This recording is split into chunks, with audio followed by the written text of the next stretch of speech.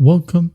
In this video, I'll show you how to make a Snapchat public profile. All right, if you find this video helpful, please leave a like and subscribe to the channel for more such tutorials. Now, first up, go ahead and open up the Snapchat app, and once done, go ahead over to the top left and tap on your profile. Okay, tap on it, and once done, go ahead and scroll all the way down until you find this option, Add to My Story, Public.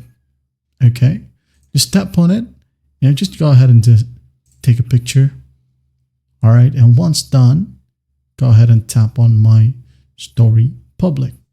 All right, just tap on it. And once done, you should be able to see your public profile in this section or at the top, your public profile. Okay, that's basically how you do it. You can go ahead and customize your public profile from here, add a picture, stories, whatever you want.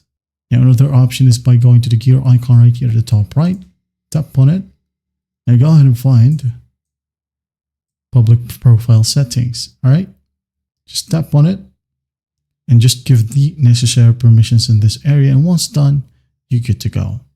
Well, I hope this video helps, and I'll see you in the next one.